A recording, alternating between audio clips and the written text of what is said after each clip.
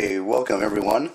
Today's review is going to be on the Battle Scarred Gundam figure from Gundam Wing. It's the Hell Custom Deathscythe. You can see there's a lot of pitting, a lot of grime and char on the little winglets there. Not so much battle damage in the back, but you can see how the suit itself is all discolored from being in battle. And you just separate the wings here. Now, for the one thing I will say about these aren't really held in place that well. They tend to fall out pretty easily, so they're pretty much worthless. Other than to tab in place when you're closing the wings like that. But even if you didn't have them, you could just still close it like that, and there's no problem. So I say just get rid of them entirely, because they're going to fall out anyways eventually. And they kind of clashed with the black. So, but I just wanted to show you that that's included with the kit, but they're pretty much worthless. So you can unfurl the wings.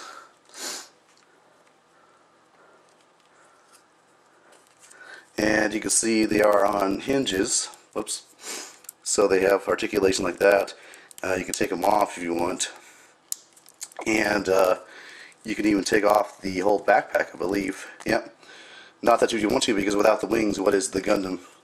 But since we're going to take a look at articulation really briefly, might as well take a look at take off the wings. So 316 the head, 316 the shoulders. Arms can go out. Let's see. Swivel?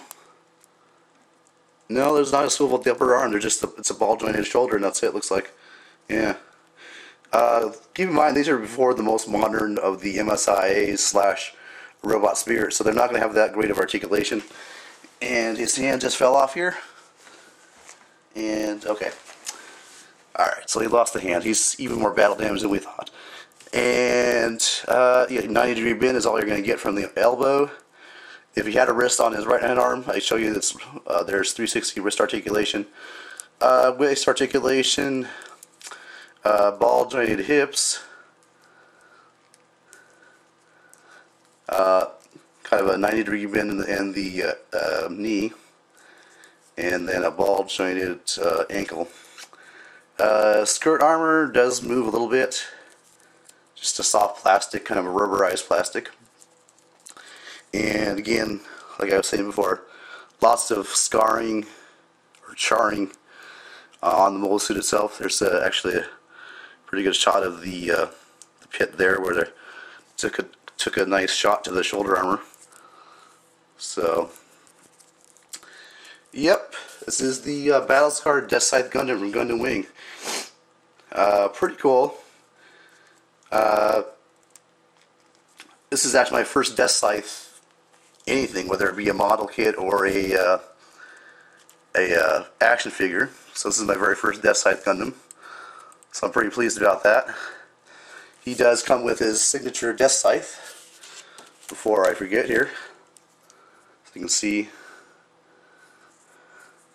and it stands pretty tall actually. And actually, this wing fell off just in convenient time, because actually it does have, as you can see, scarring inside of the wing, which is very cool. I did not notice that before, and it looks like the other wing has that as well. So if you can get them for cheap, for certain, definitely pick up some of these Battle Scarred Gundams. They're pretty cool. I mean, if you're not into action figures, then maybe this is not for you. But if you're into action figures, Mobile Suit Actions or Robot Damashis, you're still going to be disappointed by the articulation. These came out, I think, before the MSIA line came out. With with the MSIA, you're going to get double jointed elbows, double jointed knees. So with these, you're not going to get that. You're not going to get past 90 degrees on the elbows and knees, unfortunately. Okay, so this has been my review of the Deathscythe Hell Custom from Gundam Wing 0, or not Gundam Wing. I mean, not Gundam Wing 0, but Gundam Wing. And I'll catch you in the next review.